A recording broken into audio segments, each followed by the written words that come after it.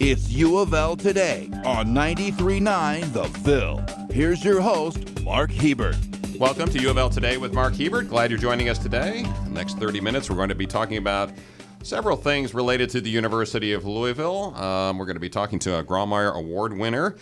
He was the Grawemeyer Award winner in education. They'll talk about the book that was won and got them the Grawemeyer Award. It's actually a couple that followed 800 children in Baltimore from kindergarten to adulthood to see what difference education made in those kids' lives. And I think you will be surprised and frankly disappointed by what they found. But we'll talk to that couple coming up later on in the show. But first, Tim Capps is the director of U of L's Equine Industry Program. He loves Derby time when he gets a spotlight to talk about U of L's program as well as issues surrounding horse racing, the thoroughbred industry, and the Kentucky Derby. So welcome, Tim. Good morning. Good hat. Yeah, good Okay, evening. I'll find a voice Good at some evening. point. There you Good go. morning, good evening, good afternoon, something, Mark. Good to be with you. It's always good to see you. And Tim, just so you know, you have a background in journalism and reporting. So why don't you talk about your background first, and then we'll talk a little bit about the program at U of L. I was a journalism major in college, and maybe I shouldn't say this on air, but I was University of Tennessee. That's fine. In Kentucky puts you in bad quarters with some people. Not at the University of Louisville. We don't care about Tennessee. Well, I did it actually because I had a great high school English teacher who suggested maybe I want to take a look at this. I had no idea what I wanted to do in college or beyond, and she suggested it. So that's how I ended up being a journalism major, and it turned out to be good for me in a lot of ways. It's something that's been valuable to me no matter what I've done in life. And so how'd you get interested in horse racing? How'd you make the transition? Very early age, and I can't really tell you why. I think I was about 6 or 7, and I read a couple of books. I was a geek as a kid, so library a lot, read a couple of books that got me really interested. We were living in New Orleans at the time, strange city for me. I didn't have many friends at that point, so I just read a lot of books and happened to see the Kentucky Derby in 1953. I'm really dating myself as a kid, and fell in love with Native Dancer, the first American racehorse celebrity television star. And it just triggered, it went from there really for me. So I never really thought I'd make a living doing it. It was just a great hobby. I loved it. My parents indulged me along the way, but I think they thought when I found out about girls, I would kind of go another way. And it didn't happen. It didn't happen. You stuck with horses, huh? Well, the girls came along, but eventually, yeah. Horses were still slightly more important. So they give you $2 to go to the window when you were like 10 years old, and the person at the window had to say, "Sorry, son, you have to bring your parents up here to bed." The real oddity, Mark, was my father was a Southern Baptist minister. Of all things. I guess he didn't go to the track too well, much. Well, he would go. They took me a few times, and I just think they wanted to indulge me, and he was kind of interested. He was a big sports fan anyway, so he thought it was pretty interesting stuff. But he wasn't drinking the bourbon at the Kentucky No, Derby. he was not doing the bourbon. Yeah, Nope. okay. Straight Coke. So. All right. Again, we're talking to Tim Capps, who's the director of the Equine Industry Program at the University of Louisville. Why don't you talk about what the Equine Industry Program is? Mark, it was jump-started in 1987 by an act of the Kentucky legislature. We had a bunch of legislators from here who had gone out to the University of Arizona where they had a racetrack program and had been to their symposium a couple of times and came home and said, why don't we do something like this in Kentucky? They passed the legislation, put some funding into place for it, and said, U of L, go do this. So the university looked at it and said, let's put it in the business college. So it has been part of the business college at U of L since 1987-88 school year. It is the only thing of its type in the world, the only horse program that is in an accredited business college. So all the others around, there are 180-some equine programs in the country in 4-year schools, and all of them are equitation or animal science related. So we're the only business program. So is it equine or equine? Equine, technically, but most people say equine. I always say equine. Yeah, absolutely. Little did I know. You'd think on TV all those years I should have said it correctly, It's hard right? to break the habit. Once you start saying equine, it's really hard to break. I've really had to work on that since I've been here. All right, at the Equine Industry Program at U of L then, what do students learn and what career does that send them towards? Mark, they're business majors, basically. They're the same as a marketing major or a finance major or what have you. The only exception being that they're going to take 30 hours of our courses, and our courses are all geared toward teaching them about the industry from a business standpoint, how things work, how the firms work, individual firms work, how the industry is shaped in general, how people compete with each other. It's an interesting world, but we're trying to teach it from a business standpoint.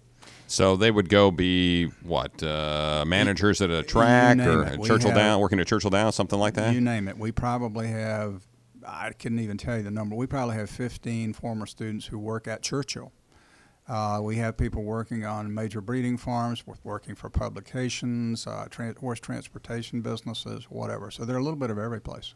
We're talking with Tim Capps, who's the director of UofL's Equine Industry Program, which teaches students some skills they can use to go out and work in the horse industry. Well, let's talk about the horse industry. Tim, what are the things facing the horse industry these days? Is it still casino gambling and those kinds of things, or are there other factors that are causing some problems for the horse industry? Well, you have to distinguish between pieces of the industry. There's a whole big slug of it out there, which makes up the bulk of it from an economic impact and participation standpoint that's really not racing related. It's the show horse world, recreational riding world, and so forth.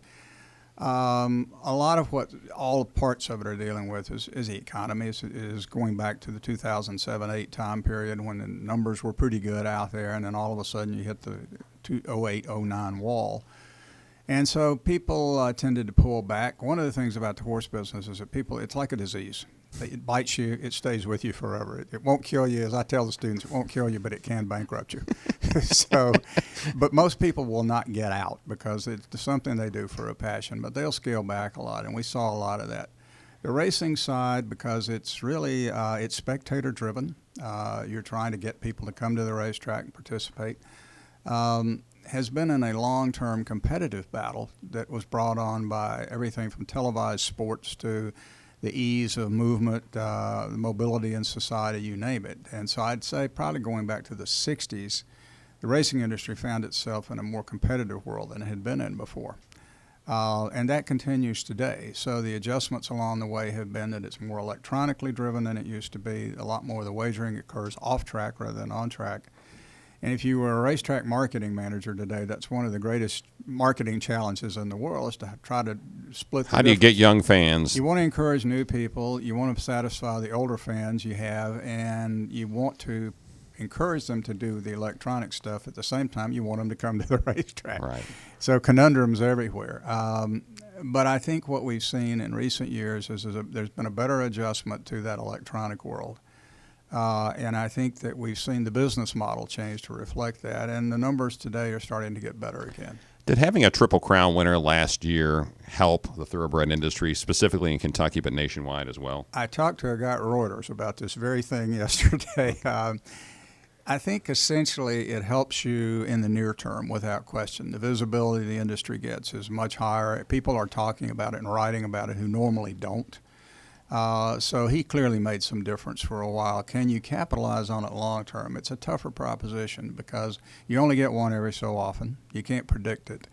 And from the individual racetrack standpoint, how do they capitalize on a horse who probably will never show up at their racetrack except on television? So it was beneficial without question. One of the things you find when you go back and talk about this from years ago, I've met so many people in the industry in my lifetime who said, I got interested when Secretariat came along. Mm-hmm. So what got them motivated in the first place, and they became participants in it at some level, and many of them went on to make careers out of it. How much he'll have, American Pharoah, how much impact he'll have on that's hard to know, but some, without question. So in the near term, it has a salutary effect. It certainly won't hurt you. Long term, does it really make a difference in the business? Yeah, who knows? One thing that'll happen when his first foals are born next year, they'll be on the nightly news programs initially because everybody remember American Pharoah, his first baby's born, isn't that cute and cuddly and all that. But so it's a positive. Does it turn you around? Does it turn you into something magical? Yeah. Well, we've got four kind of signature industries that people talk about in Kentucky: horses, bourbon, coal, and tobacco. Bourbon's doing really well. Tobacco's going down. Coal's going down. And the horses, how would you say they will fare in the next 10 to 15 years if you had to guess? How is that industry? Well, when I travel anywhere in the world and tell them I'm from Kentucky, the first thing they know is KFC. Okay. And no chicken. I forgot to add fried chicken in there. They know chicken and they know horses because they've all heard of the Kentucky Derby and all that. And then depends on what their predispositions are otherwise. So you're right. Kentucky's has been stabilized, if you will. I just made up a word by some industries that are certainly in general decline. Interestingly enough, during the recession and really before that, Kentucky was gaining market share in the thoroughbred business. gaining from the fact that other places were declining for various reasons, but the stallion population has declined across America because they're breeding so many more mares to these horses. And Kentucky's gained from that.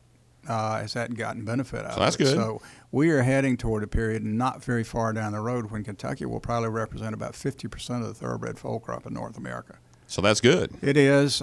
There's been consolidation, but I think that the major operations thrive, and I've seen more new operations start up in the last 3 or 4 years than I'd seen for a while. So I think in that regard, Kentucky is more than holding its own. And, of course, the Derby gets more popular every year.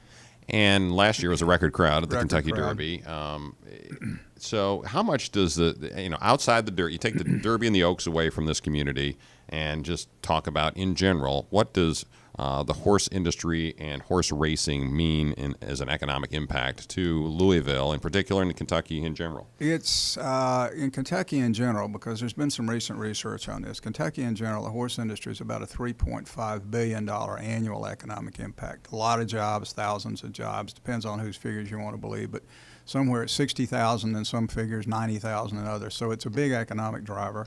It certainly is around Louisville, and beyond just the thoroughbreds. It's saddlebred capital of the world, Shelby County, and so forth. I can't imagine Louisville without the Derby. So you can't just take that out of the equation. You well know. You Yeah. know, this town turns into Derby Yeah. most of the year.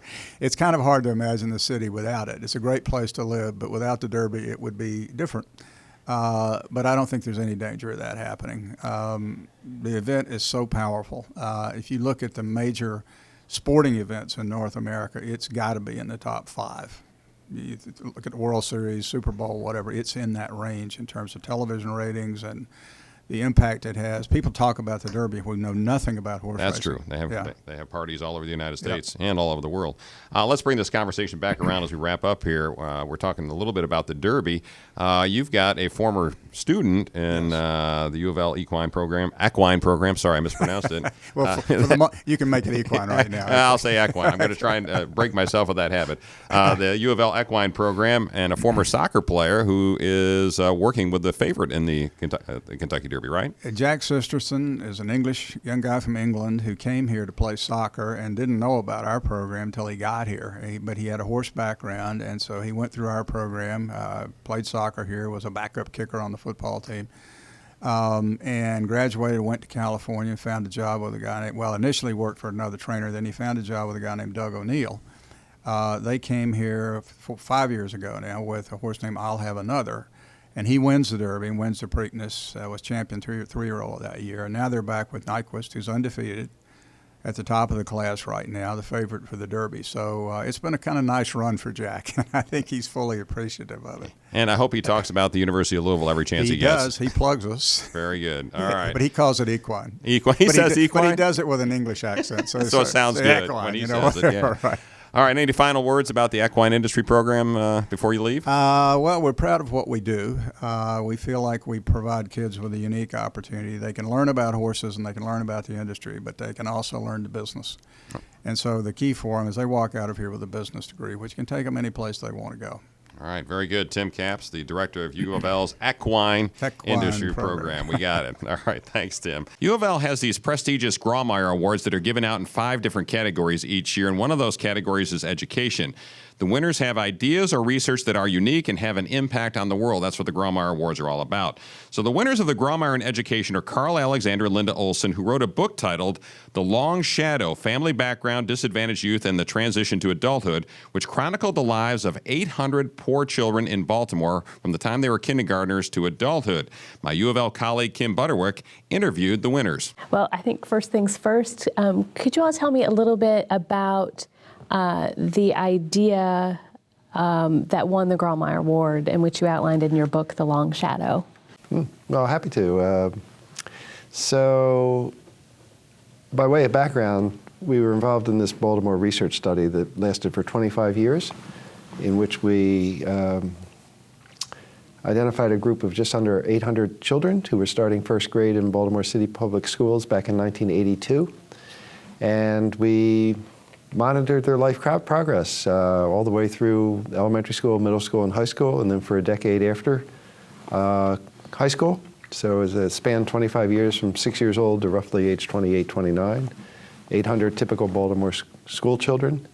And we managed to keep up with them fairly well over that period of time. So we know a lot about how their lives unfolded along the way. And what we wanted to do with this project is to see if we could understand some of the drivers of their different life trajectories. Why do some children who start out in Baltimore move through the educational system successfully and then use that as a springboard for getting good jobs and satisfying careers, whereas other children kind of struggle and stumble along the way, and their lives don't play out with the same kind of success as the others.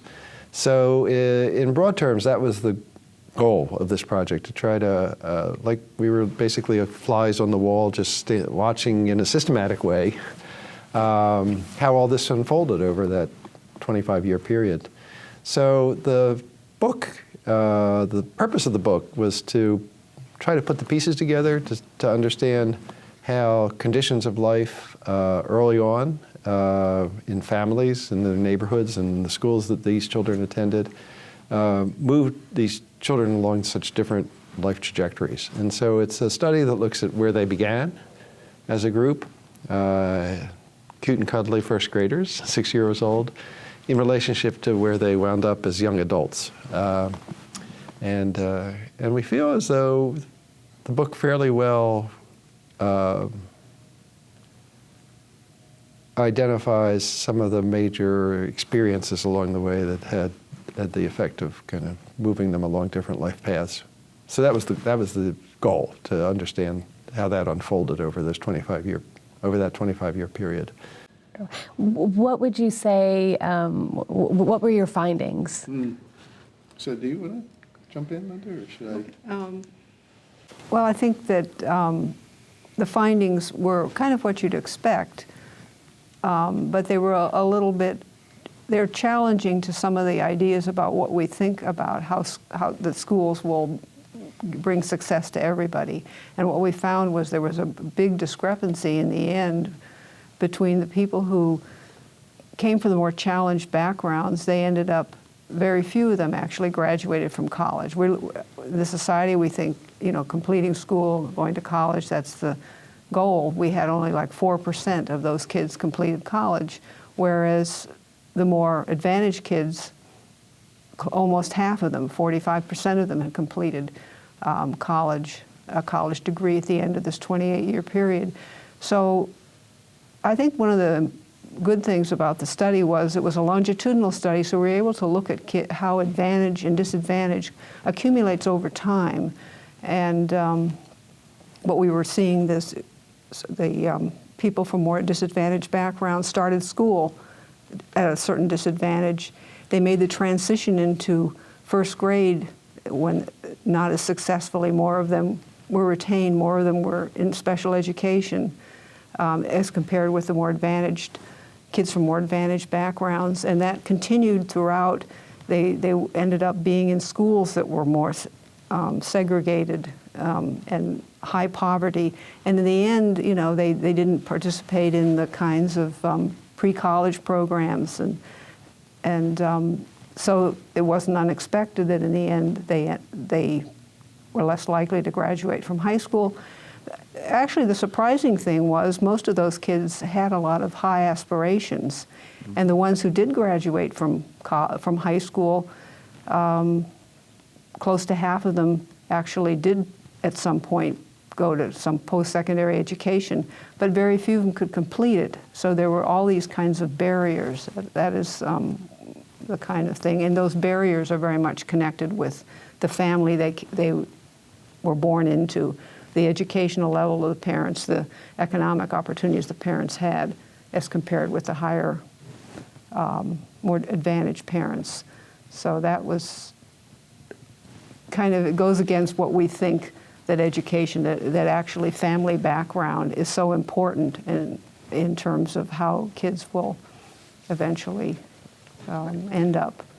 So that's the family background is so important. Linda's quite correct. That's the imagery of the long shadow, which is the book's title. It's the long shadow of family background, the conditions of family life, which also spill into neighborhoods and schools. Conditions of family life when children are just getting started cast a long shadow, and that they moved children along these very different kinds of life trajectories.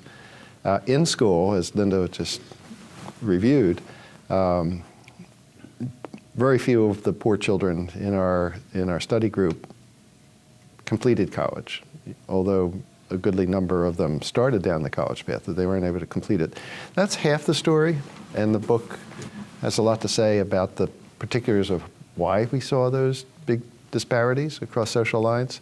But the other half of the story has to do with employment opportunities for these young people who did not go to college. Since only 4% of the poor kids at age 28 as young adults had a bachelor's degree, and if you add in the community college degrees, it goes up to 5.5%. So not many of the low-income children, in terms of where they started out in life, are going to be moving on as adults with the benefit of a college degree. You know, they don't have that piece of paper that's going to help open doors for them.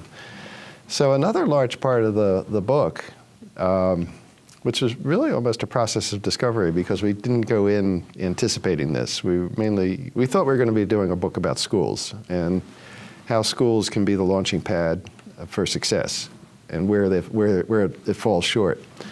But what we discovered as we got into the looking at all the information we compiled is that for the non-college bound, which is the vast majority of poor kids, not completing college, the opportunity to find a good job with steady work that pays well was also not available to everyone in like measure.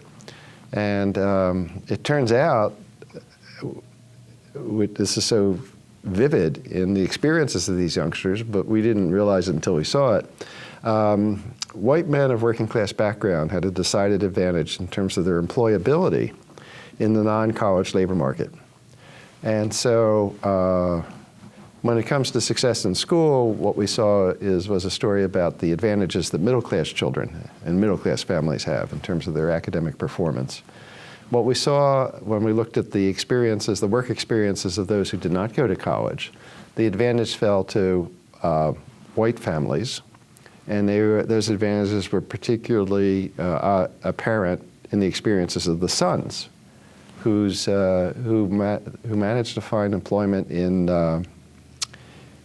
what I think of as the remnants of Baltimore's industrial and manufacturing sector.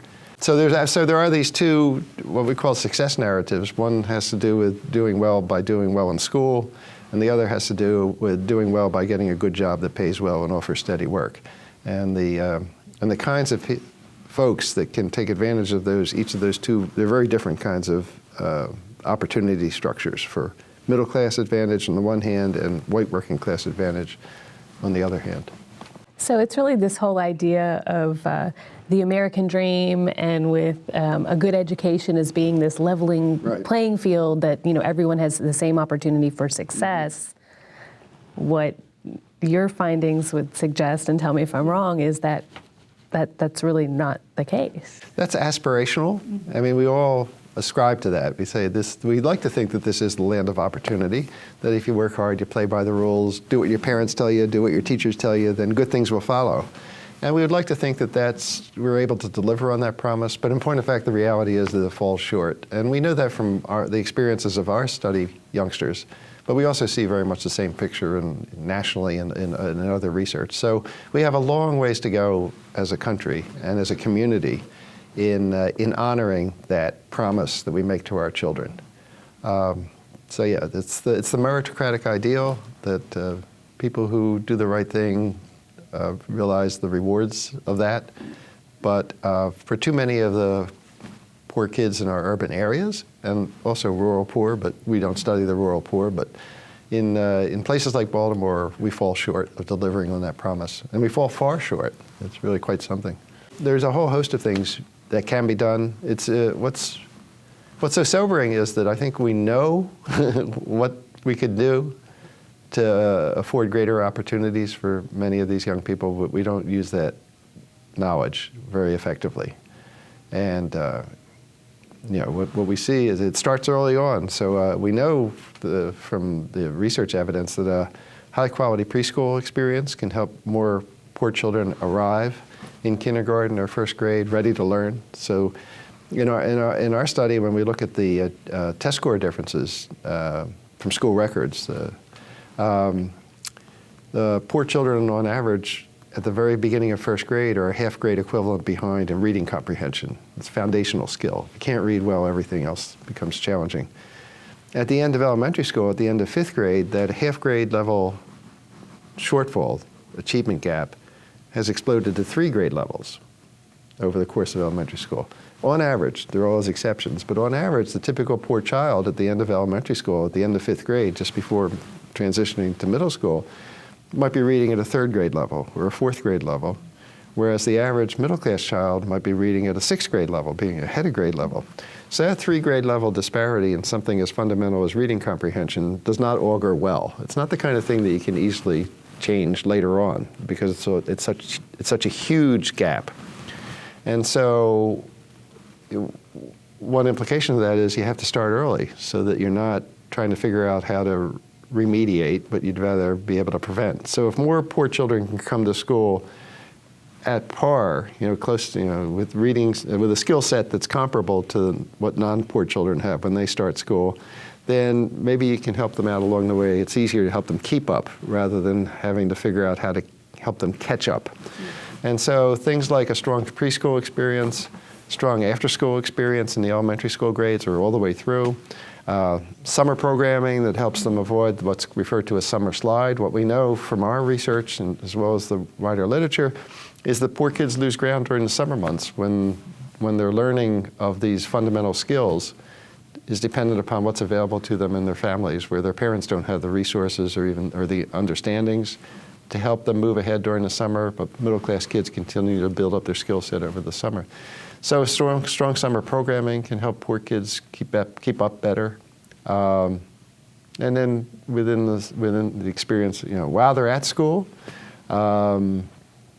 things like health screenings so that you can pick up on undiagnosed. So many poor kids come to school with hearing issues or vision issues or dental issues or asthma or consequences of exposure to lead paint. If they've got these health challenges that aren't being addressed, then everything else becomes even more challenging. So we know a lot about the things that we can do to help poor kids academically. And what we don't do, sadly, as well as we might, is put that knowledge to good use in effective programming that's sustained over the course of years, all the way through. Because the challenges outside of school that hold poor children back don't go away just because they've had a good summer experience one year. So there's the next year, and there's a year after that. And so we really they need, and we as a community need a sustained commitment to playing a more helpful role. I hope that it is a call to action, and I think it's obvious that there are many ideas out there of solutions to a lot of these problems. It just takes commitment and trying to put things together in a coherent picture. Not just focusing on the schools themselves exactly, but looking to the families, looking to the neighborhoods, looking to the larger community to see how they can contribute to the solution. It can't be just one magic bullet, but I hope that there's a realization out there that there's potential if you just kind of have a larger vision and a positive vision. Well, Carl Alexander, Linda Olson, thank you so much. That was the Grawemeyer Award winners in education with my colleague Kim Butterwick doing that interviewing. And I know it was a little bit of a lengthy interview, but I thought it was important to hear what those two winners had to say. Thank you all for listening to UofL Today with Mark Hebert, and go Cards.